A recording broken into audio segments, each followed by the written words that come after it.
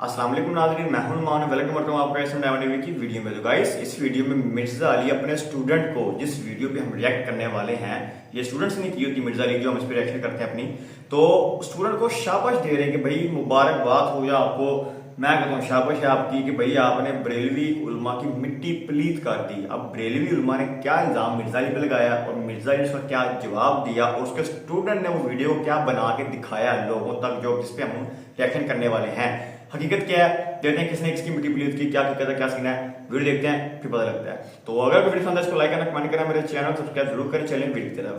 یہ تو میں جربی گرامر کی پڑھ سکتا تو پھر پنگا لینا ہی، میرا جربی گرامر میرے جنہ پڑھنا ہی، میں جڑا ترجمہ کی پینٹ کرنا ہی، پھر میری گل تے لچ کروچ نہیں کرنی۔ لیکن دیکھو کی کون پکڑاؤ، اے کی فارسی ہے، اے کی ہے، اے تو شان رسول کی ہے، اے تو شان رسول کی ہے، اے تو شان رسول کی ہے۔ پتر سر نہ ڈا، سر نہ ڈا، جے تے کی نہ میں آئی تے گل کر، اے یوٹیاں وانگو سر نہیں پھلانا، اے تو شان رسول دس کی ہے۔ اچھا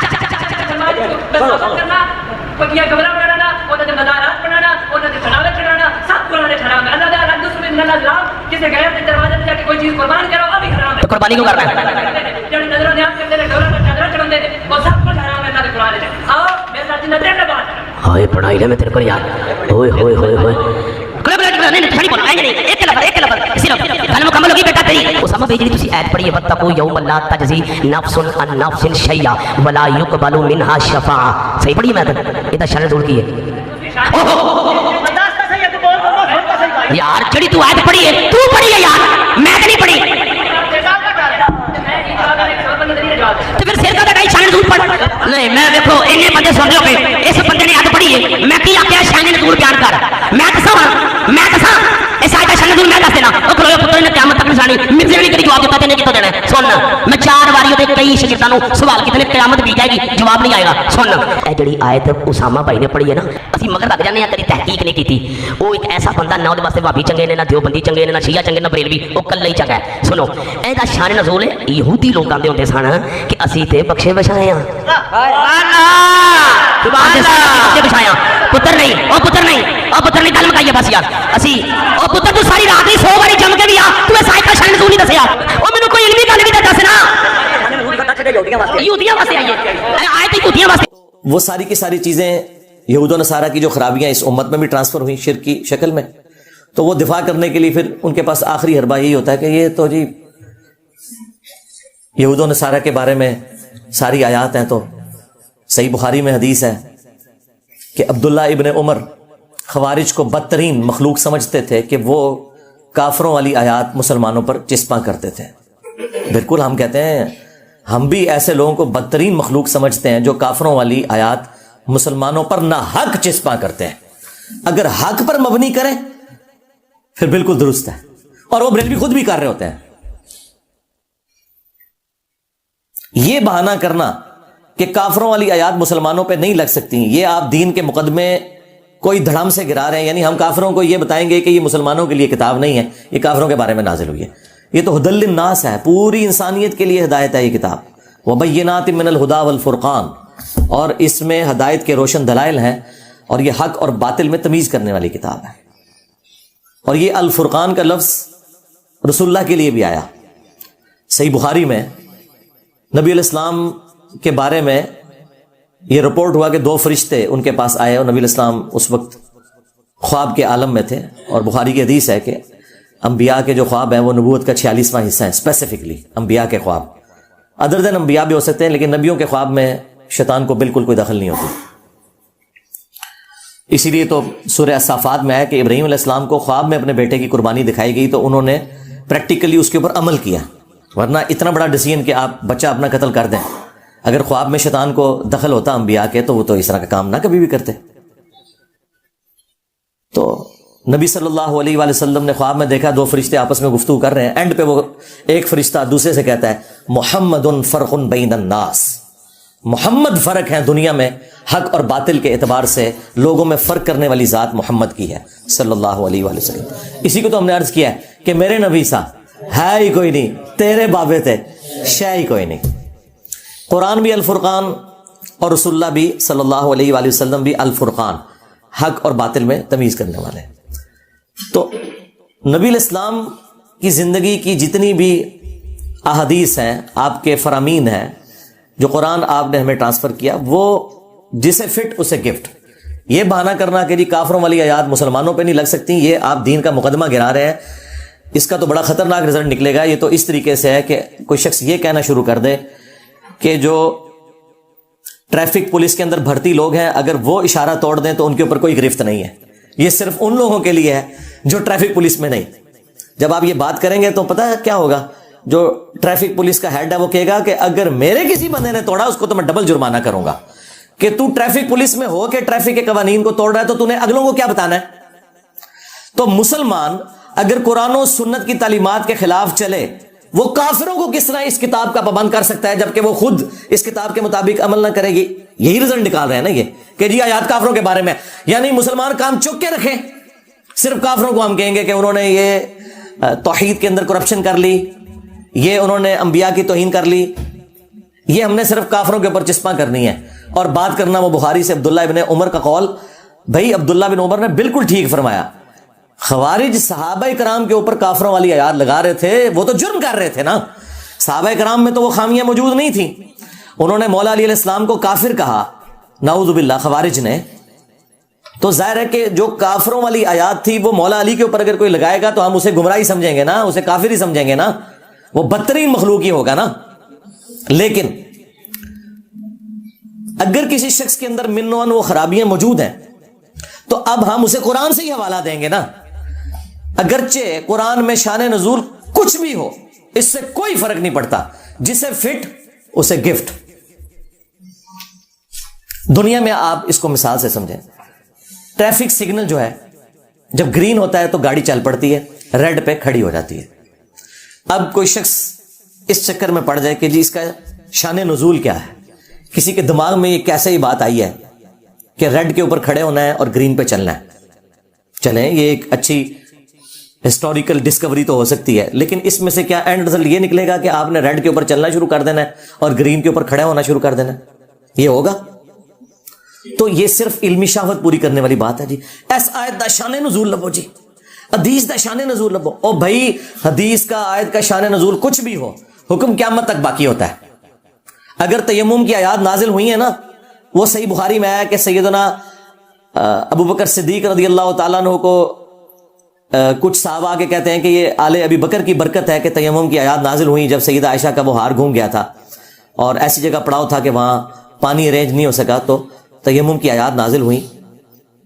تو یہ واقعہ اگر کسی کو نہ بھی پتا ہو تب بھی تیمم کا طریقہ وہی رہے گا جو قرآن میں لکھا ہوا ہے, کیونکہ تیمم کی آیات تو اب آفاقی ہے نا قیامت تک کے لیے, وہ تو نہیں چینج ہونی. وہ چاہے سفر میں ہو, چاہے بیماری میں ہو, چاہے کوئی سورج نکلنے میں 5 منٹ رہ گئے اور وہ اٹھا ہے اور اس پہ غسل فرض ہے تو وہ بھی تیمم کر کے نماز پڑھ لے گا اپنا ٹائم مینج کرنے کے لیے. وہ احکامات تو اب جنرل ہو گئے. ٹریفک سگنل میں اگر بلڈ کی وجہ سے کسی نے سرخ کلر کے اوپر رکنا رکھ لیا ہے اور گرینری کی خوبصورتی کی وجہ سے یہ رکھ لیا کہ اس پہ ٹریفک چل پڑے گی, تو یہ ایک اچھی علمی انفارمیشن تو ضرور ہو سکتی ہے, لیکن اس کا اینڈ رزلٹ وہی نکلے گا جو پہلے دن تھا. یہ اصل میں جو ہمارے بریلوی مکتب کے لوگ ہیں یا اہل تشیع مکتب کے لوگ, ان کے جو سٹانچ قسم کے علماء ہیں, وہ پبلک کو دھوکہ ان چیزوں کے اوپر دیتے ہیں کہ نہیں جی نہیں, یہ دیکھنا ہے کہ کافروں کے بارے میں آیات ہیں یا مسلمانوں کے بارے میں. تو اللہ کے بندوں, اس وقت تو کامل الایمان مؤمنین تھے, بہت کم باتیں ہی ہماری ایسی ہوں گی جو ہم ان کے بارے میں ثابت کر سکیں گے, زیادہ تر تو منافقین کے بارے میں ہوں گی یا کافروں کے بارے میں. تو پھر قرآن جو ہے اس کا مطلب ہے اس کو پھر 500 صفحوں سے ہم 5 صفحوں کے اوپر لے آئیں, یہ کتنی نان سینس بات ہے. حالانکہ پریکٹیکلی بریلوی خود یہ سب کچھ کر رہے ہوتے ہیں. وہ میں آپ کو بعد میں مثالیں دیتا ہوں کہ کہاں کہاں یہ کر رہے ہوتے ہیں. پہلے اس حدیث کی طرف آئیں جو میں نے بیان کی بخاری مسلم سے, کہ ڈاکٹر اشرف آصف جلالی صاحب کہتے ہیں کہ جی یہ جو حدیث ہے نا کہ تم بھی اگلے لوگوں کی پیروی کرو گے قدم با قدم, بالشت بر بالشت, حتیٰ کہ ان میں سے کوئی گوہ کے سوراخ میں داخل ہوا تو تم بھی کرو گے. تو ان کا یہ حدیث تو ٹھیک ہے, بخاری مسلم میں, لیکن اس سے مراد یہود و نصارہ کا فیشن ہے. اچھا, یہ قرآن میں کہاں لکھا ہوا ہے کہ یہ حدیث کے اندر کہ جو یہود و نصارہ کے فیشن والی آیتیں ہیں, ہائے میں صدقے جاواں کہ دماغ اس گالائی ہے, اور جو ان کے فیشن والی حدیثیں ہیں وہ آپ مسلمانوں پہ لگا سکتے ہو, اس وقت تم لوگ جو ہے خوارج کی طرف بدترین مخلوق نہیں ہوگے؟ کیوں لگاؤ گے؟ تو وہ آپ کو کہیں گے نہیں جسے فٹ اسے گفٹ آئے ہو نا داڑھ تھلے ہون. ہاں وہ کہتے ہیں فیشن کے بارے میں, ویسے نہیں. کیونکہ دیکھیں نبی الاسلام نے فرمایا, ابو داؤد میں حدیث ہے, من تشبہ بقوم فہو منہم, جس نے جس قوم کی مشابہت اختیار کی وہ ان میں ہی شمار ہوگا. تو اس سے مراد ظاہر ہے وہ فیشن کی طرف اشارہ تھا. اچھا جی وہ فیشن کیا ہے؟ کہیں گے جی پینٹ شرٹ ٹائی. حالانکہ پینٹ شرٹ اور ٹائی کا کوئی لینا دینا ہی نہیں یہود و نصارہ کے ساتھ. پینٹ شرٹ اور ٹائی جو ہے وہ ہندو بھی استعمال کرتے ہیں, سکھ بھی کرتے ہیں, جیوز بھی کرتے ہیں, کرسچن بھی کرتے ہیں, سارے کرتے ہیں. اس کا تعلق کسی مذہبی ایکٹیویٹی کے ساتھ ہے ہی نہیں ہے. اس کے اوپر تو یہ چیزیں فٹ ہی نہیں ہوتی. اچھا, اور ان کا دین من تشبہ بقوم فہو منہم, وہ پینٹ سے شروع ہو کے ٹائی پہ ختم ہوتا ہے. اور جو 76 موبائل انہوں نے بڑے بڑے رکھے ہوئے اسمارٹ فون مریدوں کے پیسوں کے, یہ اجمیشی والوں نے بنائے, یہ بغداشی والوں نے بنائے یہ موبائل, یہ بھی تو یہود و نصارہ نے بنائے ہوئے. اس وقت بھی کاروبار ان کے ہاتھ میں ہے. تو اس سے مشابہت لازم نہیں آتی. اور جو پیچھے باڈی گارڈ رکھے ہوئے ہیں جنہوں نے بڑی بڑی وہ کلاشنکوف پکڑی ہوئی ہیں, بریلی شریف کی بنی ہوئی, ہاں وہ یہود و نصارہ کا فیشن نہیں ہے. اور پھر آ کے یہاں پہ فٹ کریں گے. اور بھائی فیشن کا معاملہ نہیں ہے, ہر وہ چیز جو کسی بھی قوم کی یا مذہب کی مذہبی ایکٹیویٹی میں ہے اور وہ اسلام کے خلاف ہے, اسے اڈاپٹ کرنے میں یہ چیز فال کرے گی. اور دوسرا جو عقائد ہیں وہ بھی فال کریں گے. اب میں ان کو ان کی زبان میں جواب دوں گا. انہوں نے کہا تھا نا شان نزول آیات اور احادیث کا پیش کریں, تو سن لیں. یہ جو حدیث ہے نا بخاری مسلم کی کہ تم بھی یہود و نصارہ کے طریقے پہ چل پڑو گے قدم با قدم بالشت بار بالشت, اس کا شان نزول بھی موجود ہے جامعہ ترمذی کے اندر.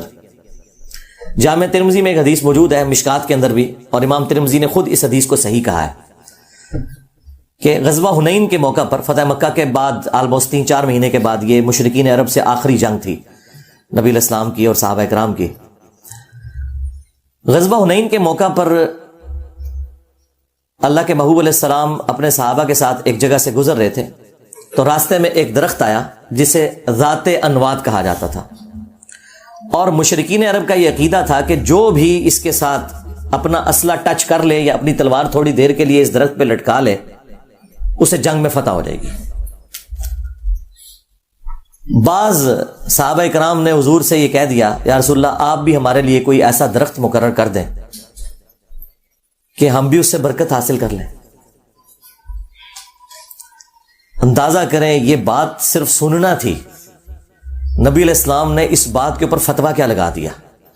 وہ آپ سنیں گے تو آپ کو پتا چل جائے گا کہ یہ لوگ کتنا دھوکہ دیتے ہیں کہ جی یہ آیات جو ہیں وہ کافروں کے بارے میں, مسلمانوں پہ نہیں لگ سکتی. نبی علیہ السلام نے کافروں والی باتیں اپنے صحابہ کے اوپر خود لگا دی. آپ نے کہا سبحان اللہ, اس میں محذوف تھا عما یشرکون, اللہ پاک ہے ہر اس شرک سے کہ جو لوگ اس کی طرف منسوب کرتے ہیں.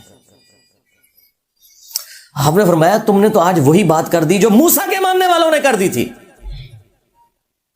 کہ جب وہ سمندر سے پار لگے, سورۃ الاعراف آیت نمبر 138 کی تلاوت کی نبی علیہ السلام نے, اور انہوں نے ایسی قوم کو پایا جو بتوں پر اعتکاف کیے ہوئے تھی. تو انہوں نے کہا اے موسیٰ آپ بھی ہمارے لیے اللہ کا کوئی بت مقرر کر دیں, ہم اس پر دھیان کر کے اعتکاف کریں. تو موسیٰ علیہ السلام نے کہا کہ میں ایسی جاہل قوم سے اللہ کی پناہ میں آتا ہوں کہ جو یہ شرکی ایکٹیویٹیز کی طرف مائل کر رہی ہے. تو نبی علیہ السلام نے وہ لوگ جنہوں نے اللہ کا بت مانگا تھا, ان بت پرستوں کی طرح, ان کے ساتھ تشبیہ دے دی اپنے صحابہ کرام کی ڈیمانڈ کو. سمجھ رہے ہیں نا بات, سمجھ رہے ہیں نا؟ ہاں میں ہی سمجھا سکنا تو. پھر آپ نے فرمایا تم بھی اگلے لوگوں کے پیچھے چل پڑو گے قدم با قدم بالشت بار بالشت, جو خرابیاں ان میں آئی تم میں بھی آئیں گی. تو اب مجھے بتائیں یہ جو بخاری مسلم کی حدیث ہے یہ فیشن کے بارے میں نکلی یا عقیدوں کے بارے میں؟ اور عقیدے بھی کون سے جو شرک کی طرف لے جانے والے تھے. حالانکہ صحابہ کرام نے وہ بت نہیں مانگا تھا, نہ کوئی درخت مانگا تھا جس کی عبادت کریں. یہ لادہ بات ہے کہ آج کئی مزارات ہیں جن پہ درخت لگے ہیں, اس کے ساتھ لوگ ٹاکیاں باندھتے ہیں, جس طرح کے مشرکین عرب اپنا اسلحہ لٹکایا کرتے تھے. صحابہ کرام نے صرف کہا کہ ہم برکت حاصل کریں گے. صحابہ کرام کے بارے میں آپ شرک کا سوچ بھی نہیں سکتے, لیکن نبی علیہ السلام نے ان کی اس ایکٹیویٹی کو اس طرف کہا کہ تم نے بھی یہی کام شروع کر دینا ہے, یعنی تم سے مراد امت محمدیہ. صحابہ کرام کو تو اسپیشل پروٹیکشن تھی نا, بخاری مسلم میں کہ مجھے اپنے بعد تم سے شرک کا خوف نہیں. جو یہی ڈاکٹر اشرف جلالی صاحب دھوکہ دیتے ہیں, جی آپ نے فرمایا مجھے امت سے شرک کا خوف نہیں. واہ واہ, امت سے شرک کا خوف نہیں ہے تو امت نے تو ایک جعلی پیغمبر کھڑا کر لیا, اتنا بڑا غلام احمد قادیانی دجال. کیا رسول اللہ کے ساتھ شرک نہیں کیا؟ علی اللہ کہنا شروع کر دیا, کیا شرک نہیں کیا؟ علی اللہ کہنا جو ایک شیعہ کا آف شوٹ ہے نصیریہ, جسے شیعہ خود بھی کافر سمجھتے ہیں, وہ علی اللہ کہتے ہیں. تو کیا یہ شرک نہیں ہوا؟ کیا یہ یہود و نصارہ کا فرقہ ہے جو شرک کر رہا ہے؟ شیعہ سے ہی نکلا ہے نا. قادیانی فرقہ جو کفر کے اندر مبتلا ہوا سنیوں سے ہی نکلا ہے نا. غلام احمد قادیانی سنی تھا, شیعہ نہیں تھا. بلکہ اس کے ماننے والے تو ابھی تک اپنے آپ کو حنفی کہتے ہیں, بغیر رفع الیدین کے نماز پڑھتے ہیں. الحمدللہ حنفی بریلوی, حنفی دیوبندیوں کے جائز بھائی ہیں حنفی قادیانی جی. ہاں, ان کے مربی کی وہ ویڈیو بھی ریکارڈ ہے کہ ہم امام حنیفہ کو فالو کرتے ہیں جی. We follow generally Imam Abu Hanifa's fatwa were very largely accepted by the Ummah, and unless we find reasons to disagree with him, we would generally follow the fiqh Hanafiya. Investigate personally directly. The overbearing principle should be that you follow Hazrat Imam Abu Hanifa. This is the entire attitude of Jamaat Ahmadiyya. قرآن و سنت کو وہ بھی نہیں follow کرتے. اور یہاں انہوں نے مشہور کیا ہوا ہے, کوئی بیچارہ رفع الیدین سنت کے مطابق نماز شروع کر دے, انہوں کہتے ہیں اے قادیانی ہو جائے گا. اور قادیانی تو تھوڑے پران ہے, ہاں, چشتی رسول اللہ, اشرفی رسول اللہ, ہاں, ہوں سمجھ آئی تھے کتنے پرانے ہو. اور نماز بھی انہوں لی تھوڑی بغیر رفع الیدین دے. اور جو بخاری مسلم کے طریقے کے مطابق جو نبی الاسلام کا مبارک طریقہ ہے رفع الیدین سے نماز پڑھتا ہے, وہ کیسے قادیانی ہو سکتا ہے؟ اس کی تو کوئی بات بھی قادیانیوں کے ساتھ میچ نہیں کرتی. تمہاری تو نماز بھی قادیانی والی, تمہارے بزرگوں نے کلمے پڑھائے چشتی رسول اللہ, اشرفی رسول اللہ. آج خیر ہمارے ڈر کی وجہ سے کہہ رہے ہیں کتاباں چینج ہو گئی ہیں, آئے ہو نا داڑھ تھلے. ہاں, 10 سال پہلے تو تسی مناظرے کرتے پھرتے سو. خواجہ نے کیا فرمایا؟ سنو کہ میں کون ہوں اور کیا ہوں. محمد الرسول اللہ صلی اللہ علیہ وسلم کے دربار کے کمینے غلاموں میں سے ایک ہوں. کمینے غلاموں میں سے ایک ہوں. کمینے غلاموں میں سے ایک ہوں. ہاں, دفاع کرتے تھے شتیہات کے نام پہ, ٹھیک ہے جی, معرفت کے نام کے اوپر. آج انجینئر کے ڈر کی وجہ سے اپنے بزرگوں کو ہی چھوڑ کے بھاگ گئے. ہم نے یہ تو سنا تھا کہ باندری دے جدو پیر سڑ دینے وہ بچے دیں دیے اپنے تھلے. بندریا کے اگر پاؤں جلے نا تو وہ اپنے بچوں کو پاؤں کے نیچے لے لیتی ہے. یہ چھوٹے وہ باندر نے جتنے اپنے بابے پیر تھلے دیتے ہیں کہ جی نہیں, ان کا کوئی تعلق نہیں اس کے ساتھ. ہاں, ایسے پیر ساڑے نے میں دے. بس تسی ہوں پتہ کیا کرنا ہے, ایک وڈی بوتل رکھنی 1.5 لیٹر دی, ہاں, ایک چپساں دا پیکٹ تے انجوائے کرنا ہے انہاں دی چیخاں نو انشاءاللہ تعالی. ہاں, جدوں یہ اپنے بندراں نو تھلے دے رہے ہون گے نا, چھوٹے چھوٹے باندر وڈے باندراں نو, بنو امیہ دے بندر, تو اب یہ ہر چیز سے بھاگے میں. تو یہ میں نے آپ کو بتایا کہ یہ شان نزول کا یہ بالکل دھوکہ دیتے ہیں, بالکل انہوں نے فراڈ مچایا ہے, خود یہ سب کچھ کر رہے ہوتے ہیں. یہ میں نے نبی الاسلام سے آپ کو مثال دی کہ اللہ کے نبی الاسلام نے کفری ایکٹیویٹیز والی بات اپنے صحابہ کرام کے اوپر لگا دی کہ تم نے وہی کام کیا ہے. پھر آپ نے امت کو کیا ترغیب دی؟ مسند احمد میں حدیث موجود ہے, آپ دعا کیا کرتے تھے اللہم لا تجعل قبری وثنا یعبد, اے اللہ میری قبر کو ایسا بت نہ بننے دینا کہ لوگ اس کی پرستی شروع کرتے. رسول اللہ نے اپنی قبر مبارک جو ہمیں ہمارے ماں باپ اولاد ہر چیز سے بڑھ کر اس پلانٹ ارتھ پہ اگر آپ کوئی پوچھے نا میرے لیے سب سے زیادہ کوئی متبرک جگہ ہے تو وہ رسول اللہ کی قبر مبارک ہے, اس وجہ سے کہ نبی الاسلام وہاں تشریف فرمائے. نبی الاسلام اپنی قبر کو کہہ رہے ہیں بت. اللہم لا تجعل قبری وثنا یعبد, اے اللہ میری قبر کو ایسا وثن ایسا بت نہ بنانا کہ لوگ اس کی پوجا شروع کر دیں. نبی الاسلام نے توحید اسٹیبلش کرنے کے لیے اپنی قبر کو بت سے تشبیہ دے دی, اور یہاں لوگ قبروں کے بارے میں بے فکر ہوئے ہیں. پھر بخاری میں حدیث کہ دیکھنا میری شان کو اس طرح بلند نہ کرنا جس طرح نصارہ نے اپنے پیغمبر کو بڑھا دیا تھا, یعنی عیسیٰ ابن مریم کو. میں اللہ کا بندہ اور اس کا رسول ہوں, مجھے اللہ کا بندہ اور اس کا رسول ہی کہنا. محمدن عبدہ ورسولہ, اور ہم یہی کہتے ہیں الحمدللہ. تو نبی الاسلام نے امت کو بھی آگے سے ترغیب دلائی. پھر امت نے ترغیب کیسے پکڑی؟ بخاری مسلم دونوں میں حدیث ہے. اما عائشہ سلام اللہ علیہا کہتی ہیں کہ نبی الاسلام کے آخری دن چل رہے تھے, اور آپ کے پاس پانی کا ایک برتن رکھا ہوا تھا. آپ تکلیف کی وجہ سے بار بار اپنے چہرے اقدس سے چادر ہٹاتے اور پھر اس پانی سے اپنے جسم پہ کچھ مل کے بخار کی شدت کو ٹھنڈا کرتے اور بار بار یہ کہتے لعن اللہ الیہود والنصارى اتخذوا قبور انبیائہم مساجدہ. اللہ کی لعنت ہو یہود و نصارہ پر، انہوں نے اپنے نبیوں کی قبروں کو سجدہ گاہ بنا لیا تھا. نبی علیہ السلام کی آخری وقت کی ٹینشن یہ ہے کہ میری امت میرے ساتھ کوئی ایسا معاملہ نہ کرے. اور اس حدیث میں بخاری اور مسلم دونوں میں آگے ہماری ماں سیدہ عائشہ سلام اللہ علیہا کے الفاظ ہیں کہ اگر ہمیں یہ خطرہ نہ ہوتا کہ لوگ رسول اللہ کی قبر پہ سجدے شروع کر دیں گے تو میں رسول اللہ کی قبر کو عوام الناس کی زیارت کے لیے کھلا چھوڑ دیتی، یعنی اپنے حجرے کی دیوار بھی گرا دیتی، جس کا جب دل کرے رسول اللہ کی قبر پہ حاضر ہو. لیکن مجھے یہ خطرہ ہے کہ لوگ قبر پہ سجدے شروع کر دیں گے. اما عائشہ کو تو کسی نے نہیں کہا کہ جی بعد میں تو بریلویوں نے اور شیعہ نے یہ معاملات آگے لے کے چلنے ہیں کہ جی امت میں شرک آنا ہی کوئی نہیں ہے. تو تمہیں نہیں پتا کہ شرک نہیں آئے گا؟ وہ چیز ہی کچھ اور تھی. اس کے لیے میری تفصیلی ویڈیو ہے، مجھے تم سے شرک کا خوف نہیں. یہ میں نے تفصیلی ویڈیو ایک ریکارڈ کرائی ہے، وہ آج میرا ٹاپک نہیں ہے. پھر بخاری اور مسلم دونوں میں موجود ہے. نبی علیہ السلام کا آخری وقت چل رہا ہے اور حضور کی 3 بیویاں آپ کے پاس بیٹھی ہوئی ہیں، سیدہ ام سلمہ، سیدہ ام حبیبہ اور سیدہ عائشہ رضی اللہ عنہن وعلیہم السلام اجمعین. ان میں سے 2 تو ایسی ہیں جو سینئر ہیں اور انہوں نے ہجرت مدینہ سے پہلے ہجرت حبشہ بھی کی ہوئی ہے، ام سلمہ نے بھی اور ام حبیبہ نے بھی. اس وقت خیر وہ ام المومنین نہیں تھی، اپنے ایکس ہسبینڈز کے عقد میں تھی وہ. تو انہوں نے نبی علیہ السلام کی موجودگی میں گفتگو کرتے ہوئے کہا کہ جب ہم حبشہ ہجرت پہ گئے تھے نا تو وہاں ہم نے ماریہ نام کا ایک گرجا دیکھا تھا جہاں پہ کچھ تصویریں لٹکی ہوئی تھی. بخاری مسلم کے الفاظ ہیں کہ حضور تکلیف کی وجہ سے، اور آپ کا آخری وقت آیا ہوا ہے، تکلیف کے عالم میں بھی ایک دم جب یہ بات سنی نا تو فوراً آپ متوجہ ہوئے. آپ نے فرمایا ان کی یہی تو خرابی تھی، جب ان کا کوئی نیک بندہ یا پیغمبر مر جاتا تھا نا تو وہ اس کی قبر کے اوپر تصویریں لٹکا دیتے تھے، مسجدیں بنا لیتے تھے، پھر پوجا شروع کر دیتے تھے. قیامت کے دن وہ لوگ بدترین مخلوق ہوں گے. آپ کے پیغمبر کو آخری وقت میں ٹینشن یہ ہے کہ امت اپنے پیغمبر کے ساتھ یہ کام نہ کرے، اور آج امت نے پیغمبر کو تو چھوڑ دے، جعلی بابوں کے ساتھ وہ عقیدے وابستہ کر لیے. میں مسلم شریف میں حدیث موجود ہے، جندب رضی اللہ تعالیٰ عنہ کہتے ہیں کہ نبی علیہ السلام سے ان کی وفات سے 5 دن پہلے میں نے یہ بات سنی تھی خود، کہ دیکھنا اگلے لوگوں میں سے جب کوئی بندہ فوت ہو جاتا تھا، کوئی پیغمبر فوت ہو جاتا تھا تو لوگ اس کی قبر پہ سجدے شروع کر دیتے تھے. میرے ساتھ تم نے یہ کچھ نہیں کرنا، میں تمہیں منع کرتا ہوں. یار کسی بریلوی نے جو ادھر موجود تھے حضور کے زمانے میں، حضور کو یہ نہیں کہا یا رسول اللہ آپ نے تو خود ہی کہا امت نے شرک نہیں کرنا، یہ آپ کو آخری وقت میں ٹینشن کیوں پڑی ہوئی ہے؟ حضور کو پتا تھا کہ یہ ساری خرابیاں امت میں آئیں گی. یہ 3 میں نے آپ کو اتنی میجر باتیں بتا دی ہیں نبی علیہ السلام کے ریفرنس سے. 3 سے بھی خیر زیادہ ہو چکی ہیں، 5 ہو چکی ہیں.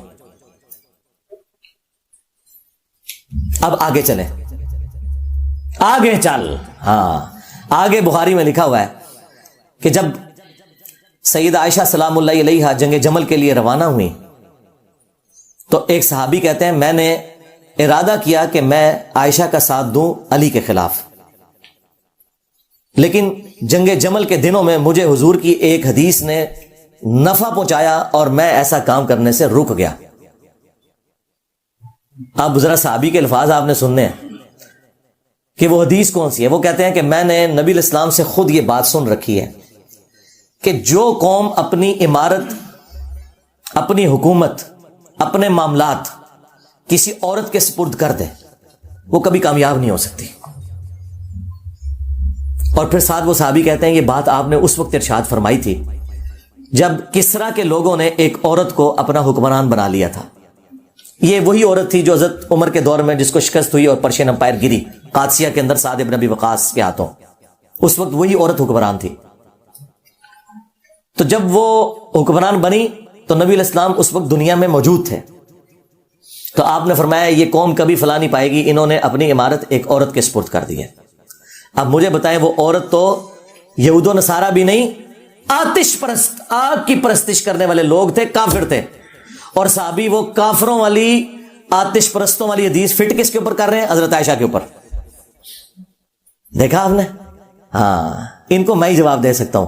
ہوں تو گل کتنے گئی کہ جی وہ کافراں والیاں گلاں مسلمانوں تے نہیں لگ سکدیاں، اور لا لا کے ہمیں بخاری سے عبداللہ بن عمر کا قول پیش کرتے ہو. عبداللہ بن عمر نے بالکل ٹھیک کہا کہ خوارج نہ حق فٹ کر رہے تھے مولا علی اور ان کے ساتھیوں کے اوپر. اگر حق پہ مبنی فٹ کی جائے پھر کوئی حرج نہیں ہوتا, جس طرح اس صحابی نے کیا. انہوں نے کہا میں عائشہ کا ساتھ اس لیے نہیں دے رہا کیونکہ حضور نے کہا تھا کہ عورت کے حوالے جب سپردگی ہو جائے حکومت کی وہ کامیاب نہیں ہوتی, کیونکہ کسرا کے لوگوں نے ایک عورت کو حکمران بنا لیا. ایک آتش پرست عورت جب حاکمہ بنی, اس کی مثال سیدہ عائشہ کے حوالے سے فٹ کر کے وہ صحابی حضرت عائشہ سلام اللہ علیہا کی سپورٹ سے پیچھے ہٹ گئے. اس کا مطلب ہے صحابہ کرام کا بھی یہی عقیدہ تھا جو انجینئر صاحب کہہ رہے ہیں, کیا جسے فٹ اسے گفٹ. آمدہ تجھی گل کرو شان نزول دی. ہاں اچھا یاد رکھیں ایک چیز کانٹیکسٹ ہوتی ہے, کانٹیکسٹ کو آپ نے ضرور فالو کرنا ہے, وہ اس کے بغیر بات سمجھ نہیں آتی. کانٹیکسٹ کو فالو کرنا ضروری ہے, جس کو آپ اردو میں کہہ لیں سیاق و سباق, وہ دیکھنا ضروری ہے کیونکہ اس کے بغیر پھر گمراہی پھیل جاتی ہے, کیونکہ اس کا مس یوز یہ لوگ پھر اس اعتبار سے بھی کرتے ہیں. اچھا یہاں تو یہ ماننے کے لیے تیار نہیں ہوتے نا, اور جب ان کی اپنی باری آتی ہے پتہ ہے ان کی حالت کیا ہے, وہ کہتے ہیں جی قرآن میں لکھا ہے وَلَوْ أَنَّهُمْ إِذْ ظَلَمُوا أَنفُسَهُمْ جَاءُوكَ, سورہ النساء آیت نمبر 64. جب اپنی جانوں پر ظلم کر بیٹھو تو رسول اللہ کے پاس حاضر ہو, پھر حضور آپ کے لیے دعا کریں گے تو آپ کی مغفرت ہو جائے گی. ہم کہتے ہیں یار اس کا کوئی لینا دینا ہی نہیں ہے حضور کی قبر اطہر پہ جا کے مانگنے کے ساتھ, یہ آپ لوگ کیا کر رہے ہیں. وہ کہتے ہیں نہیں قرآن کی آیات آفاقی ہیں. واہ واہ واہ واہ. جب ہم توحید کے حوالے سے آپ کے اوپر گرفت کریں پھر آپ کو عبداللہ بن عمر کا قول یاد آ جائے, اور جب ہم یہاں بات کریں تو پھر آپ کہیں گے جی آفاقی ہیں. دیکھیں ایک ٹکٹ میں دو مزے کرتے ہیں, میں نے ان کے دونوں ہی مزے خراب کر دیے, نہ یہ مزہ کرنے دوں گا نہ یہ. تو پھر ہم انہیں سمجھاتے ہیں کہ بالکل ہم آپ کے ساتھ ہیں, قرآن کی آیات آفاقی ہیں لیکن سیاق و سباق کے ساتھ, کانٹیکسٹ کے ساتھ. شان نزول کو چھوڑ دیں, وہ کیا تھا, سیاق و سباق کیا ہے اس کا, تو وہ قرآن کے اندر موجود ہوتا ہے. سیاق و سباق باہر نہیں ہوتا, شان نزول باہر ہوتا ہے. کانٹیکسٹ جو ہے وہ قرآن کے اندر ہے, وہ سمپل کانٹیکسٹ ہے. سورہ النساء میں منافقین کے بارے میں ذکر ہو رہا ہے جو اوپر سے کلمہ گو تھے اندر سے کافر تھے. نبی علیہ السلام ان کے صحابہ کو اہل البیت کو اپنی زبانوں سے تکلیفیں دیتے تھے. کبھی حضور سے فیصلہ کرواتے تھے, پسند آیا تو جا کے طاغوت کے پاس فیصلہ کروا لیتے تھے. یہودیوں سے انہوں نے دوستیاں گانٹھی ہوئی تھی, اوپر سے کلمہ گو تھے, قانوناً صحابہ بھی تھے وہ. تو ان کے بارے میں آیا کہ یہ جو طاغوت کے پاس جا کے فیصلہ کرواتے ہیں نا, جو انہوں نے اب اپنی جانوں پہ یہ ظلم کیا ہے نا کہ اللہ کے نبی کے حاکم ہوتے ہوئے انہوں نے جا کے کافروں سے فیصلے کروائے, تو اب ان کو چاہیے کہ آگے حضور سے معافی مانگے اور حضور ان کے لیے مغفرت کی دعا کریں, پھر اللہ تعالیٰ انہیں معاف کر دے گا. اب مجھے بتائیں اس سے کیا تعلق ہے کوئی شخص قبر رسول سے جا کے مانگنا شروع کر دے صلی اللہ علیہ وآلہ وسلم. یہ چیز ہی کچھ اور تھی. اور اگر کوئی کہتا ہے یہ آفاقی ہے تو سرکار چھوڑ دو. پھر ہم یہ بات کریں گے کہ جب خلافت کا جھگڑا ہوا جو بخاری مسلم میں آیا, جھگڑے سے مراد ہے علمی اختلاف, کوئی وہ تلواریں نہیں نکلی, سقیفہ بنی ساعدہ والا. تو حضرت ابوبکر اور حضرت علی کو تو وام بھی نہیں آیا کہ جی قرآن میں آیا کہ اپنے فیصلوں میں آپ نے رسول اللہ کو حاکم ماننا ہے, جو سورہ النساء کی آیت نمبر 65 ہے, اور 64 میں آیا کہ رسول اللہ کی بارگاہ میں حاضر ہو اور ان سے مغفرت کرواؤ. تو آئے قبر رسول سے جا کے فیصلہ کروا لیتے ہیں, اور قبر رسول تک تو بات ہی نہیں پہنچی تھی. نبی علیہ السلام کی تو میت مبارک 3 دن تک باہر رکھی رہی ہے, کیونکہ صحابہ کرام نے جنازہ پڑھنا تھا آپ کا ٹولیوں کی شکل میں. ہاں جماعت کے ساتھ نہیں ہوا, ٹولیوں کی شکل میں ہوا ہے. یہ الگ سے میری اس پہ ویڈیو ریکارڈ ہے. تو اس وقت حضور سے تو کسی نے مشورہ نہیں کیا کہ یا رسول اللہ آپ تو ابھی قبر اطہر کے اندر نہیں گئے, تو قرآن میں آیا کہ اپنے فیصلوں میں حاکم ماننا ہے آپ کو, تو آپ فیصلہ کریں, آپ کا سکسیسر کون ہے آپ کے بعد. صحابہ کو یہ پتہ ہی نہیں تھا کہ یہ کام بھی کرنا ہوتا ہے. تو انہوں نے تو آفاقی نہیں بنایا, ایسے کہتے ہیں آفاقی نے. ہاں جی, ہاں اللہ کے نبی دنیا میں موجود ہوں, ہم اپنا ہر دنیا اور آخرت کا مسئلہ حضور کے سامنے پیش کریں گے, بالکل ڈائریکٹ حضور سے ہی مانگیں گے جا کے. وہ مسلم میں نہیں آتا, ایک صحابی حضور کو وضو کروایا کرتے تھے, سیدنا ربیہ رضی اللہ تعالیٰ عنہ, سمندر رحمت جوش میں آپ فرمایا سل ربیہ مانگ کیا مانگتا ہے, اور انہوں نے تیاری کر کے بیٹھے تھے. ان کا یا رسول اللہ جنت میں آپ کا پڑوس مانگتا ہوں. میرے خیال اس سے بڑی کوئی دعا ہو ہی نہیں سکتی تھی. ایک دعا اس سے بڑی ہے وہ پوری نہیں ہو سکتی کہ اے اللہ مجھے پیغمبر بنا دے, یا رسول اللہ آپ اللہ سے سفارش کریں اور میں پیغمبر بن جاؤں. یہ سب سے بڑی کوئی دنیا میں کسی کی ڈگری ہو سکتی ہے نا, تو یہ ہے کہ وہ اللہ کا پیغمبر ہو. اس کے بعد اگر کوئی ڈگری ہے اس کائنات میں تو یہ ہے کہ وہ اللہ کے نبی علیہ السلام کا پڑوسی بن جائے جنت میں. اگر آپ کے علم میں اس سے بڑی کوئی ڈگری ہے تو مجھے بتا دیں. تو نبی الاسلام نے فرمایا پھر کثرت سجود سے میری مدد کر، یعنی تو بھی یہ نہیں ہے کہ بھائی میں خالی دعاؤں ہی کراں گا، جو کچھ بھی ہے تیرے محبوب کی امت سے کثرت سجود سے میری مدد کر، یعنی فرض تو نے پڑھنے ہی پڑھنے ہیں، اس کے علاوہ بھی نفلی باتوں میں ہمیشگی کر۔ میں پھر سفارش کروں گا کہ یہ بڑا لائق اسٹوڈنٹ ہے میرا، تو اے اللہ تو اس کو پڑوسی کر دے میرا جنت میں، کثرت سجود سے میری مدد کر۔ اس پہ میں پھر اکثر بولا کرتا ہوں کہ ہم ربیہ والا عقیدہ رکھتے ہیں کہ ہمیں نبی الاسلام کا جنت میں پڑوس چاہیے، اور یہ صوفیوں کے ماننے والے ان کے عقیدے رابعہ والے ہیں، اور رابعہ جو ہے نا وہ ایک عورت تھی نا، ادھی کلندری کہتے ہیں یہ اس کو، کیونکہ عورت ہی کہتے ہیں ادھا کلندر سن ہو، 2.5 کلندر ہوئے یہ ادھے کلندر سن، تو یہ رابعہ ایک عورت تھی، یہ تابعین کے دور کے اندر، بلکہ تبع تابعین کے دور میں آلموسٹ۔ تو اس کے بارے میں کہتے ہیں ایک ہاتھ میں اس کے آگ تھی اور ایک میں پانی، اور اس نے کہا میں آگ سے جنت کو جا کے جلا دوں گی اور پانی سے جہنم کو بجھا دوں گی تاکہ لوگ اللہ کی محبت میں اس کی عبادت کریں، اور لوگ تلے کہتے ہیں سبحان اللہ، لعنت اللہ ہے تواڈے عقیدے تے ہوتے ہوئے۔ کیا یہ جنت کی لالچ شیطان نے دیا یا اللہ نے؟ جنت اللہ کی رحمت کا مقام نہیں ہے؟ کیا اللہ کے رحمت کے مقام کی اس طرح توہین کرنا کہ میں اسے آگ لگا دوں گا؟ تو انہوں تو کسی نے کھنگڑ نہیں دینا، آگ لگ دی ہے انج، کیا یہ اللہ کی توہین نہیں ہے؟ جہنم کا ڈر کیا اللہ اور اس کے رسول نے نہیں سنایا؟ کیا اس بات کے اوپر ٹونٹ کی جا سکتی ہے؟ جعلی عقیدے۔ قرآن میں تو سورہ سجدہ میں آیا کہ ہمارے نیک بندے وہ ہیں کہ جو خوف اور طمع دونوں کے ساتھ اللہ کو پکارتے ہیں، انہیں خوف بھی ہے آخرت کے دن کا اور جنت کی لالچ بھی ہے۔ یہ لالچ کوئی بری نہیں ہے، یہ وہ نہیں ہے جو لالچ بری بلا ہے، نہیں، یہ لالچ وہ ہے کہ جو ہر مسلمان کو کرنی چاہیے، کیونکہ قیامت کے دن جنت کا حصول اس لیے بھی ضروری ہے کہ رسول اللہ بھی جنت میں ہوں گے، اور اللہ کا دیدار جو سب سے بڑی نعمت ہے وہ بھی جنت میں ملے گی، اس کے لیے جنت جانا ضروری ہے۔ ہاں، یہ تو اسی طریقے سے ہے کوئی شخص کہے کہ یا اللہ میں ڈائریکٹ تیرے ساتھ ہوتا ہوں، مجھے کسی پیغمبر کی ضرورت نہیں، نعوذ باللہ، تو ہم اسے کہیں گے نہیں، اللہ نے اپنے تک پہنچنے کا ذریعہ، وسیلہ، توسل، واسطہ پیغمبروں کو بنایا۔ جو بندہ پیغمبر کے بغیر اللہ تک پہنچے گا وہ اللہ تک نہیں پہنچے گا، کیونکہ اللہ نے خود اڈاپٹ کیا نا۔ اللہ چاہتا تو پیغمبروں کے بغیر بھی کر سکتا تھا، اللہ تو پیغمبروں کا محتاج نہیں ہے۔ تو یہ چیزیں پوری ڈاکٹرن میں سمجھا کریں، یہ پک اینڈ چوز کر کے تو دھوکے دیتے ہیں۔ تو آپ دیکھیں اس صحابی نے وہ والی حدیث پکڑ کے سیدہ عائشہ کے اوپر لگائی تو کسی نے اس کے اوپر فتویٰ نہیں لگایا۔ اب آ جائیں آخر میں آپ کو بتاتا ہوں، بریلوی خود بھی یہی کام کرتے ہیں، ہر گستاخ رسول کو یہ حرامی کہتے ہیں، چاہے وہ پوری زندگی بریلوی رہا ہو۔ ان کی مت ماری ہوئی ہے کہ ایک بندہ بریلوی تھا تو حلالی تھا، ساتھ ہی وہ بندہ چینج ہوا تو اسے کہتے ہیں حرامی، اور واپس آ جائے پھر حلالی۔ تو ان سے پوچھیں کیوں؟ وہ کہتے ہیں قرآن میں لکھا ہے نا گستاخ رسول حرامی ہوتا ہے، بعد ذالک زنیم، ولید ابن مغیرہ کے بارے میں۔ خیر اس میں اختلاف ہے، لیکن چلیں ہم یہ والا معنی مان لیتے ہیں ان کا کہ آؤٹ آف ویڈ لاک پیدا ہوا تھا۔ حضرت خالد ابن ولید کا جو باپ تھا اس پہ اللہ کا بڑا غصہ ہے، کیونکہ وہ بڑا سمجھدار تھا، اس کے باوجود اس نے جان بوجھ کے نبی الاسلام کا انکار کیا۔ تو وہ کہتے ہیں دیکھیں وہ اس کے بارے میں آیا نا، تو اس کا مطلب ہے جو بھی گستاخ رسول ہے وہ بعد ذالک زنیم۔ ہم کہتے ہیں بھی خالد ابن ولید کا والد تو کافر تھا، تم جن لوگوں کو کہہ رہے ہو بعد ذالک زنیم وہ تو خود بریلوی رہے ہیں۔ چلو مسلمان نہیں کہتا، مسلمان تو تم مانتے ہی نہیں کسی کو، بریلوی رہے ہیں۔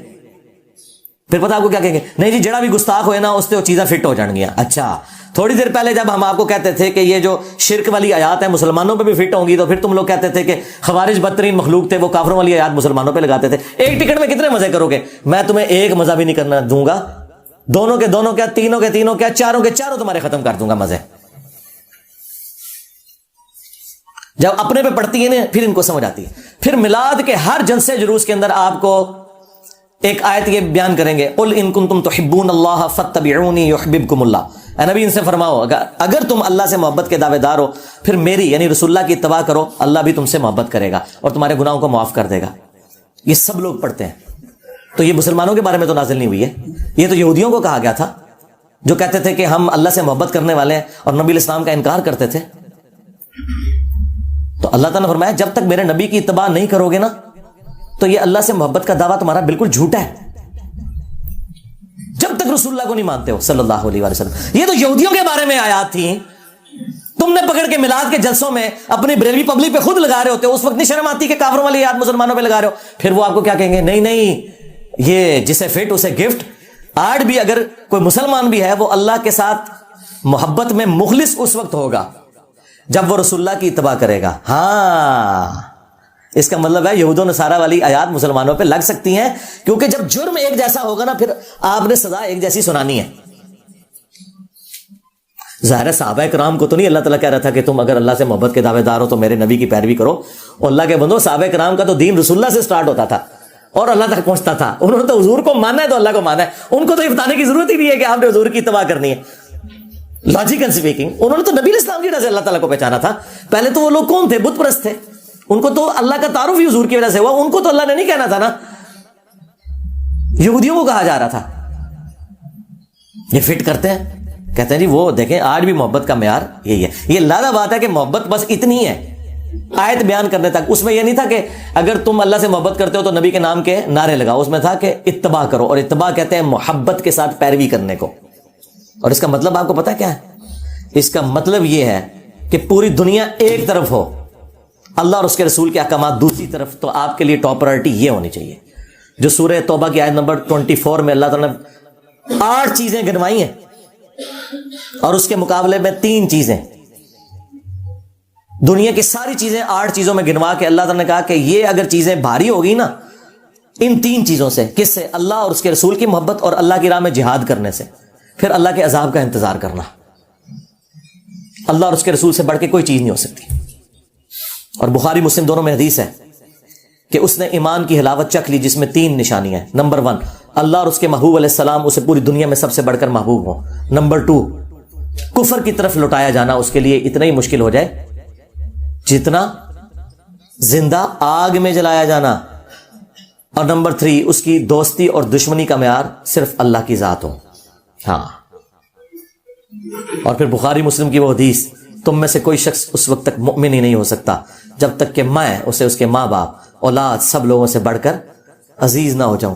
اور اس کا کلائمیکس بخاری کی وہ حدیث جو حضرت عمر اور نبی علیہ السلام ایک دفعہ چہل قدمی کر رہے تھے. حضرت عمر نے حضور کا ہاتھ اپنے ہاتھوں میں پکڑ کے لاڈ کرتے ہوئے کہا, یا رسول اللہ آپ مجھے اس دنیا میں اپنی جان کے سوا باقی ہر چیز سے بڑھ کر محبوب ہیں.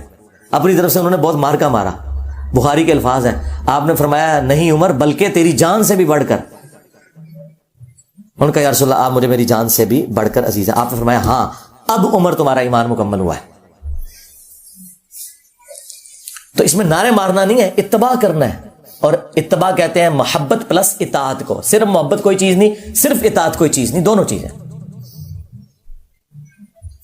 اور ان کا حال کیا ہے وہ مجھے دیکھیں, یہ پرچی سے 1 گھنٹہ آلموسٹ ہونے والا کیفیت میرے پہ تاری ہوئی ہے. وہ پرچی کیا تھی جی؟ عاشق رسول بتاتے ہیں اپنے آپ کو. تو ان کا عشق رسول کا یہ حال ہے کہ آپ انہیں آیت پیش کریں, حدیث پیش کریں, یہ کہتے ہیں جی بزرگ فرماتے ہیں. پھر میں نے یہی کہنا نا بابے دشائی کوئی نہیں. ظاہر ہے اللہ رسول کے مقابلے میں یہ جو حدیث ہے کہ تم مومن ہی نہیں ہو سکتے جب تک کہ میں تمہیں تمہارے ماں باپ اولاد سب لوگوں سے بڑھ کر عزیز نہ ہو جاؤں. تو پھر نبی علیہ السلام کے مقابلے پر ماں باپ ہوں, ماں باپ کوئی شاہی نہیں, سیدھی سی بات ہے. مولوی کٹنگ کلپ تاکہ تیری پھر کتے علی ہو گئے.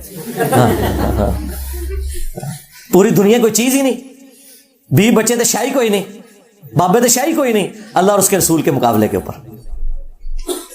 تو ان کے عشق رسول کا حال آپ دیکھ لیں. ان کے سامنے آپ آیت حدیث پیش کریں, کہتے ہیں نہیں بزرگوں کو نہیں سمجھ آیا قرآن و حدیث. اور سرکار نہیں سمجھ آیا نا, سمجھ لو نا, سمجھ رہے ہیں نا, کوئی نہیں سمجھ آیا. ان لوگوں کو نہ کانٹیکسٹ کا پتا, نہ شان نزول کا پتا, ان چیزوں کو اس طریقے سے مکس کر کے دھوکہ دیتے ہیں. صحیح بخاری میں موجود ہے حضرت عمر فاروق رضی اللہ تعالیٰ کے دور میں جب قحط پڑتا تو وہ دعا کرتے, اللہم انا کننا نتوسل الیک بنبینا, اے اللہ پہلے تیرے نبی کے ذریعے ہم تیری طرف توسل اختیار کرتے تھے, اب ہم تیرے نبی کے چچا کو لے کے آئے ہیں, ان کی دعا کی برکت سے بارش نازل فرما. حضرت عمر نے عقیدہ دے دیا کہ وسیلہ اور توسل یہ ہے کہ جو بندہ آپ کے سامنے موجود ہے آپ اسے جا کے دعا کروائیں. کیا رسول اللہ کا مرتبہ وفات کے بعد کم ہو گیا؟ نہیں, بڑھتا جا رہا ہے. وَلَلْآخِرَةُ خَيْرٌ لَكَ مِنَ الْأُولَىٰ, آپ کا ہر آنے والا لمحہ گزرے ہوئے سے بہتر ہے. آج کی ڈیٹ میں جو حضور کا مرتبہ ہے نا وہ اس سے بڑھ کر ہے جو نبی علیہ السلام کی اپنی مبارک زندگی میں تھا. کیونکہ ان 1400 سال میں جو اللہ نے درود ان پر بھیجا, اللہم صلی علی محمد وعلی آل محمد, اور جو فرشتوں نے بھیجا, اور سب سے بڑھ کر جو کروڑوں نہیں اربوں لوگ نبی علیہ السلام کے دین کے پیروکار ہوئے, ان تمام لوگوں کے اعمال کا ثواب تو حضور کو پہنچ رہا ہے نا, ہاں صدقہ جاریہ کے طور پر.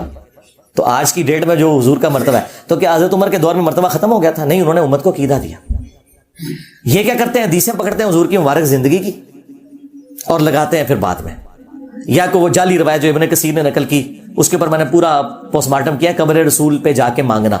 وہ کہتے ہیں جی وَلَوْ أَنَّهُمْ ظَلَمُوا أَنفُسَهُمْ جاؤ کا پڑھا تھا، اور سرکار اس نے کیا پڑھا تھا؟ وہ تو روایتی مصنف ابن ابی شیبہ کی آمش کی تدریس کی وجہ سے ضعیف ہے، جو بخاری میں لکھا ہے وہ تو حضرت عمر کہہ رہے ہیں جب تک تیرے نبی موجود تھے ہم ان کے ذریعے دعا کرواتے تھے، وسیلہ اختیار کرتے تھے۔ اب چچا کو لے کے حضرت عمر سے بڑھ کے کسی کو عقیدے پتہ ہے؟ بخاری میں حدیث ہے ایک صحابی کی پنڈلی کی ہڈی ٹوٹ گئی، انہوں نے اپنی پگڑی اس پہ باندھی، حضور کے پاس آئے، حضور نے کسی کام سے بھیجا ہوا تھا، آپ نے پوچھا یہ کیا ہوا؟ رسول اللہ واپسی پہ قلعے سے چھلانگ لگائی تو ہڈی ٹوٹ گئی تو میں نے اپنی پگڑی باندھ لی، آپ فرمایا ادھر کر، ہاتھ پھیرا بالکل ٹھیک ہو گیا۔ وہ کہتے ہیں اس طرح ہو گئی کہ جس طرح کبھی ٹوٹی نہیں تھی۔ تو سرکار آج جو بھی کوئی مسئلہ ہمیں درپیش ہوگا تو ہم قبر رسول پہ نہیں جائیں گے، ہاں حضور اگر دنیا موجود ہو ہم ضرور جائیں گے، اس فرق کو سمجھیں۔ ورنہ اگر کوئی عاشق رسول ہے تو اپنی ہڈی توڑوائے پھر پنڈلی کی۔ اگر ایک بریلوی کی پنڈلی کی ہڈی ٹوٹنے سے پوری دنیا کے مسلمانوں کے عقیدے صحیح ہوتے ہیں تو کوئی مہنگا سودا ہے؟ ویزا ہم لگوا دیتے ہیں۔ یہ آپ بات کریں گے کہتے ہیں جی کعبے جا کے ٹھیک کرا لو نا بندہ، وہ کعبے والے کا تو دعویٰ ہی نہیں ہے، اس نے تو دنیا کو اسباب سے جوڑا ہوا ہے۔ کعبے والے نے کہاں کہا ہے کہ 100 دفعہ بسم اللہ پڑھنے سے تو بھوک ختم ہو جائے گی اور 100 دفعہ دروشی پڑھنے سے پیاس ختم ہو جائے گی؟ کعبے والے نے تو کعبے کی بے حرمتی اس وقت ہوتے دیکھی جب یزید کے دور میں چڑھائی ہوئی، کعبے والے نے تو حسین ابن علی کو مظلومانہ شہید ہوتے ہوئے دیکھا۔ دنیا کو اللہ تعالیٰ نے اسباب کے ساتھ جوڑا ہے، مسلمانوں کی ڈیوٹی لگائی ہوئی ہے۔ ہاں یہ آپ کا عقیدہ ہے کہ بزرگ بابوں نے جو ہے وہ دنیا سنبھالی ہوئی ہے، ہاں اللہ نے یہ کہیں نہیں کہا کہ میں نے دنیا سے اعتبار سے سنبھالی ہوئی ہے کہ میں انٹروین کروں گا، نہیں، اللہ نے اپنے معاملات جو جن معاملات میں ہمیں آزادی دی ہوئی ہے وہ ہم پہ چھوڑے ہیں کہ آپ نے اپنی آخرت کی فکر کرنی ہے۔ اللہ نے کبھی انٹروین نہیں کرنا۔ وہ ایک ابرا کے لشکر کو ایک دفعہ ہی ہلاک کیا اس لیے کہ اس سال کو ایک یادگار سال بنانا تھا، حضور کی پیدائش کا سال تھا، عام الفیل والا۔ ورنہ تو یزید نے چڑھائی کی، حجاج ابن یوسف نے چڑھائی کی، یزید کے دور میں خانہ کعبہ ڈیمیج ہو گیا۔ بخاری مسلم میں آیا کہ قرب قیامت میں ایک پتلی ٹانگوں والا حبشی کعبے کی اینٹ سے اینٹ بجا دے گا، کوئی حفاظت نہیں ہوگی۔ ہاں ایک جگہ صرف آیا بخاری مسلم میں کہ دجال کعبے میں داخل نہیں ہوگا اور مدینے میں داخل نہیں ہوگا، بس اتنی گارنٹیاں آئی ہیں۔ آپ کے بزرگوں نے تو ساری گارنٹیاں اٹھائی ہوئی ہیں، کتنے نے ہونا؟ میرے بعد ڈر کے لک گئے میرا خیال ہے کدھر۔ ہاں تو یہ کیا عقیدے آپ نے امت کو دیے؟ میں اللہ سے ڈر جائیں، چیز کہاں کی ہوتی ہے اور کہاں جا کے فٹ کرتے ہیں۔ اور عشق رسول کا یہ حال ہے کہ قرآن کی آیت حدیث آپ کو کوئی بارڈر ہی نہیں کرتے۔ اور قرآن میں کیا ہے؟ لا ترفعوا اصواتکم فوق صوت النبی، اپنی آوازوں کو بھی نبی کی آواز سے بلند نہ کرنا۔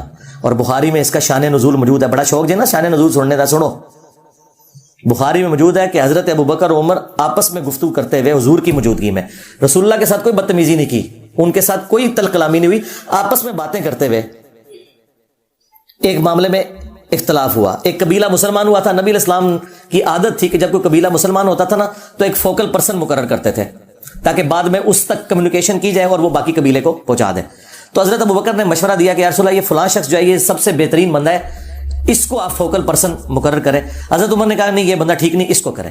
اب یہ دو مختلف بندوں کے اوپر اختلاف شروع ہو گیا۔ حضرت ابوبکر نے کہا کہ عمر میں جب بھی کوئی مشورہ دیتا ہوں تم ہمیشہ میری مخالفت کرتے ہو۔ بس کرتے کرتے جھگڑا ہوا، آواز بلند ہو گئی، قرآن کی آیات نازل ہو گئی، اور وہ تابعی جو روایت کرتا ہے نا عبداللہ ابن ابی ملیکہ، عبداللہ ابن زبیر کا شاگرد ہے صحابی کا، عبداللہ ابن زبیر سے وہ روایت کرتے ہوئے کہتا ہے کہ قریب تھا کہ اس مخلوق کے دو بہترین لوگ برباد ہو جاتے جب انہوں نے انجانے میں رسول اللہ کے حضور اپنی آوازوں کو بلند کر دیا، اور وہ دو بہترین لوگ ابو بکر عمر تھے۔ سرکار اگر ابو بکر عمر کا یہ حال ہے تو تھوڑے بابے تو شاہی کوئی نہیں۔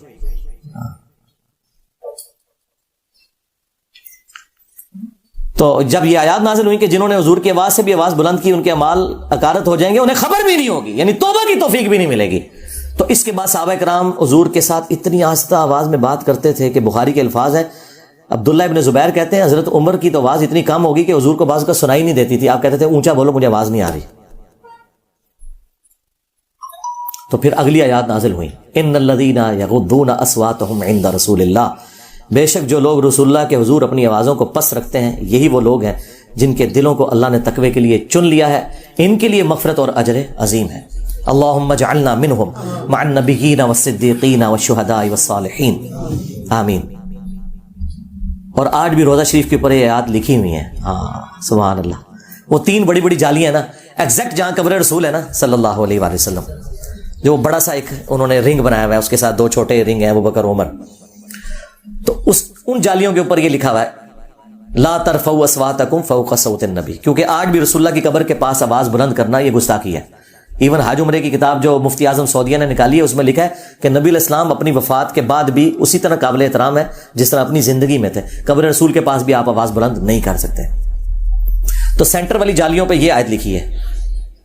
اور جو باب السلام کی طرف سے جب آپ انٹر ہوتے ہیں تو یہ سینٹر والی جالیوں کے ساتھ جو یہ والی پہلے جو جالیاں آتی ہیں ان کے اوپر وہ آیت لکھی ہے ان الذین یغضون اصواتهم عند رسول اللہ، بے شک جو لوگ اپنی آوازیں پس رکھتے ہیں رسول اللہ کے حضور، ان کی دلوں کو اللہ نے تقوی کے لیے چن لیا، ان کے لیے مغفرت اور اجر عظیم ہے.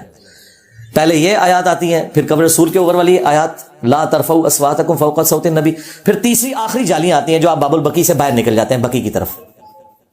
اس کے اوپر لکھا ہے ما کان محمد ابا احد من رجالکم ولکن رسول اللہ وخاتم النبیین، ختم نبوت والی آیت اس کے اوپر لکھی ہوئی ہے. اب تو انہوں نے بڑی خوبصورت کر کے نئی وہ ساری بنا دی ہے کنسٹرکشن. اور ترکیوں کے دور میں بھی یہی 3 آیات لکھی ہوئی تھی، انہوں نے اسی کا ہی ریپلیکا بعد میں بنایا. تو میں نے اس سے جو مدنی رزلٹ نکالا ہے نا وہ بڑا حیران کن ہے. یہ عشق رسول کا دعویٰ کرتے ہیں. مجھے بتائیں جو لوگ انجانے میں حضور کی موجودگی میں ان سے آواز بلند کر دیں وہ تو ہو جائیں برباد، چاہے وہ ابو بکر عمر ہی کیوں نہ ہوں. اور جو لوگ حضور کی بات کے اوپر کسی اور بابے کی بات کو ترجیح دیں، جو نبی علیہ السلام کے فرمان کے مقابلے پر اپنے بزرگ بابے لے آئیں، وہ برباد نہیں ہوں گے؟ ان کی دنیا بھی برباد میرے ہاتھوں، ہائے ہائے ہائے ہائے، اور آخرت بھی برباد اللہ کے ہاتھوں.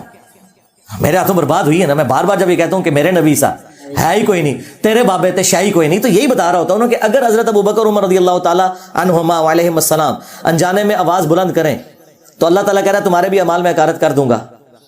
اس وقت تو چلے معافی ہو گئی. تو جو رسول اللہ کے مقابلے پر کسی بزرگ بابے کے قول کو بلند کر دے، اس سے پرائورٹی دینا شروع کر دے، وہ اس سے بڑا گستاخ رسول ہوگا. یار آواز کا آواز سے بلند ہونا یہ چھوٹی گستاخی ہے. فرمان سے کسی کے فرمان کو بلند کر دینا، بلکہ کسی کے بکواس کو بلند کر دینا، فرمان تو ہے ہی نہیں مقابلے والے کا، تو وہ تو بکواس ہی ہے جو اللہ اور اس کے رسول کے مقابلے پہ.